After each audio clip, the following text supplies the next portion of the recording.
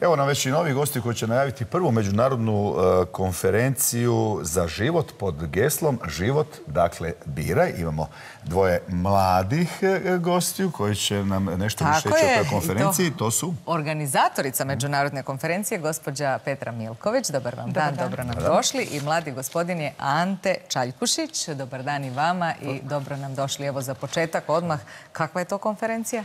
Pa prva međunarodna za život. Prvi put ju organiziramo u organizaciji Udruge Hrvatska za život i okupit će pro-life stručnjake, to je borce za život iz cijelog svijeta i iz Hrvatske naravno. Koliko sam uspio pročitati, dosta ima ovih zanimljivih predavača, odnosno oni koji će držati, dakle, obratit će se publici iz raznih strana svijeta, iz Sjeverne Irske, iz Indije, ne znam, sa svih strana svijeta. Točno tako, iz Mađarske, Poljske, Austrije, Indije, Srbije, zatim Sjeverne Irske, što ste rekli, Engleska i iz Hrvatske. Prava međunarodna konferencija. Gospodine Čaljkušić, vi ste ispred inicijative 40 dana za život. To je inicijativa koja je nastala u Sjedinjenim Američkim Državama ili... Tako je, sve je počelo 2004. godine u jednom malenom gradiću u Teksasu, u College Stationu, kada je grupa ljudi, grupa vjernika... Vi baš imate ime i prezime ko pravi Teksašan. Jel da? Bio sam sad u Teksasu ove godine i stvarno je bilo onako jedan američki stil života. I dojmilo me se, mogu priznati.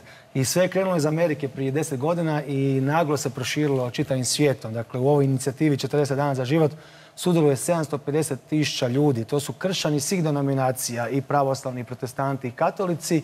I glavni cilj je zaustaviti pobačaj u mjestu u kojem žive. Dakle, u lokalnoj sredini u kojem žive, vjernici osvješćuju lokalnu zajednicu o problemu pobačaja i nude rješenje. Dakle, moralna, duhovna i materijalna pomoć trudnicama i obiteljima koje su u potrebi, a što je najvažnije, to je jedan veliki tim stručnjaka i doktora i običnih ljudi i vjernika, ljudi iz svih struka zajedno na jednom mjestu za život, za nerođene. A postoji druga inicijativa koja ne objedinjuje samo vjernike, nego sve ljude. Koja je to i gdje je ona nastala? Mislite na Hod za život? Tako je. Da, pa ona je, mislim, nastala i u Americi i diljem svijeta se provodi. Dakle, to nije samo vjernička, nego... Da, okuplja sve građane i provodi se već, evo sad, 3. godinu i u Hrvatskoj. Da, evo, i što je zanimljivo isto tu nadodati, baš nam je drago da ste ovo pitali, jer pitanje pobačaja nije vjerničko pitanje, to je moralno znanstveno pitanje i upravo u ovom Hodu za život, što se u Americi zove pro-life marš, marš za život, sudjeluju svi ljudi koji su, evo, zagovornici života iz svih struka. Koliko je uopće poznata ta inicijativa i prisutna u Hrvatskoj? Rekli ste počelo iz Teksasa, pa onda ste se osnovali vi ovaj svoj dio. Koliko su naši građani uopće upoznati sa tom idejom? Pa inicijativa 40 dana za život u Hrvatskoj djeluje već 4,5 godine u 27 gradova Hrvatske, što je većina hrvatskih gradova. Da, veći dio. I pred 28 bolnica, to je domova zdravlja, se bdije 2 puta godišnje, tako da mislim da su ljudi poprilično upoznati. Preko 10.000 ljudi je do sad već sudjelovalo u toj inicijativi. Upravo sam htjela pitati koliki je to broj ljudi na svaki događaj.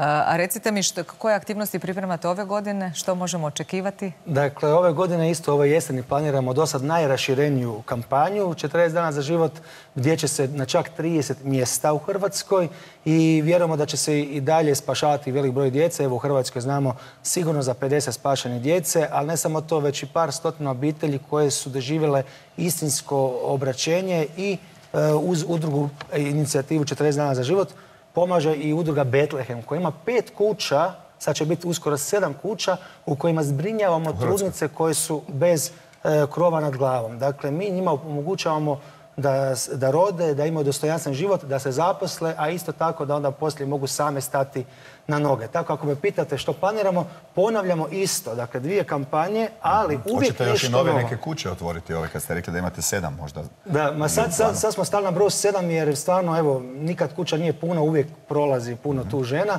Sada planiramo i dokumentarni film o našem pro-life djelovanju u Hrvatskoj i u svijetu, tako da će taj film biti pušten po cijeloj Hrvatskoj, bit će preveden na 4 svjetska jezika. Stvarno zanimljivo. Gospođo Milković, postoji neka uža tema od one, općenito rekli smo sad pro-life život, borba protiv pobačaja i sve čime se vi bavite. Možda ima neka uža tema o kojoj će biti riječ. Pa evo, na konferenciji smo svi govornici će kroz svoje teme, znači govorit će se od kontracepcije, bračne čistoće, predbračne čistoće, pobačaja, postabortivnog sindroma i svi govornici će pokušati ponuditi rješenje problema pobačaja.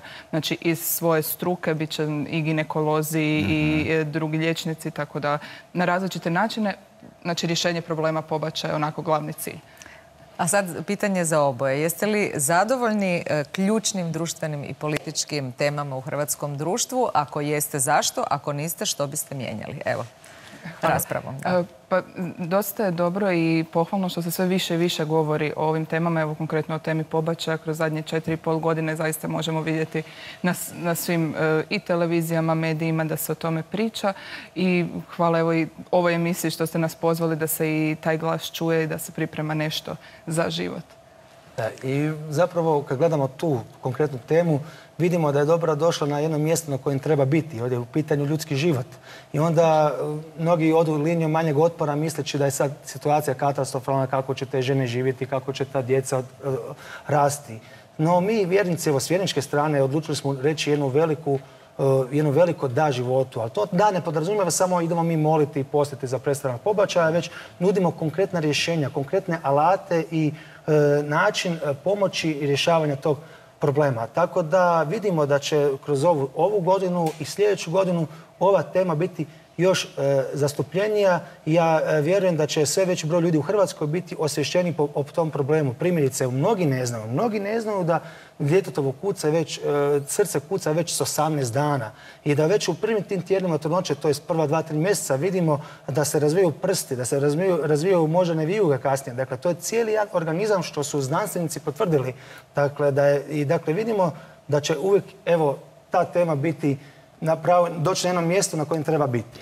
Vi ste dijelovi civilnog društva. Nailazite li u svojim akcijama na pomoć institucija u Hrvatskoj i kakva je pomoć ili nailazite na razumijevanje kod crkve?